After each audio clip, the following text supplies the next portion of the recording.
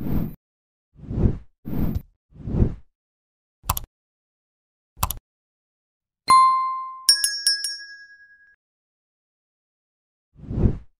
Australian cult horror Lake Mungo is a terrifyingly effective mockumentary, but Lake Mungo explained little of its closing scenes, leaving viewers with a fair few questions.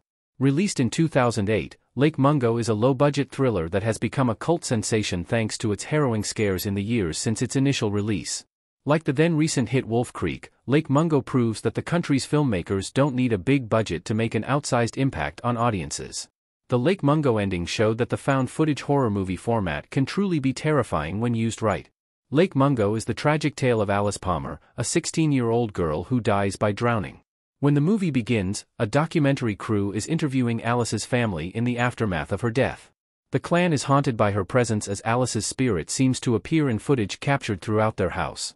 While the opening act of Lake Mungo is meditatively paced, grounding audiences in the grief Alice's family are suffering and establishing their characters, the twists soon come. The story takes a turn into psychological thriller territory before returning to supernatural horror for its chilling, hard-to-explain ending. What happens in Lake Mungo's ending? The truth about Alice is revealed. Alice's backyard in Lake Mungo. Lake Mungo's ending reveals that after the family hires medium Ray Kemeny and the psychic can't explain the apparent haunting, Matthew admits he faked the footage of Alice's ghost to get his sister's body exhumed and provide his mother some closure. Then, Alice's mother spots the family's neighbor Brett crouching in Alice's room in one of the videos, prompting the discovery of a videotape depicting a sexual encounter between Alice, Brett, and his wife. It's at this point that Lake Mungo reveals the true events leading up to her tragic demise. The condemning videotape naturally shifts suspicion to the neighbors, who immediately abscond in disgrace, but soon after, thanks to Alice's boyfriend, the family finds a video of Alice burying something at the titular lake. They dig it up, revealing her personal effects and phone, and the real, very different story behind her tragic demise becomes clear in the movie's shocking twist ending. Did Alice know she was doomed to die? Maybe there was something supernatural at play. Alice looking back scared in a car with someone next to her in Lake Mungo.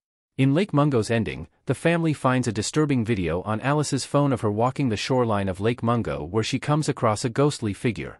The pale, bloated figure glimpsed in the footage is Alice's own corpse, shown earlier in Lake Mungo when her father identified the body. The disturbing revelation of the footage proves Alice knew she was doomed to drown for some time before her death, although the mystery of how she came across her own body is never explained.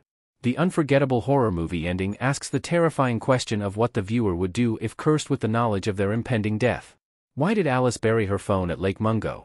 The movie leaves questions about what Alice really knew. The trees surrounding Lake Mungo at night. The reason Alice buried her phone at the titular Lake Mungo is twofold: either she hoped to escape the reality of her impending demise by hiding the evidence she had seen her own body before dying, or she hoped to preserve some evidence of what happened to her for after her inevitable death.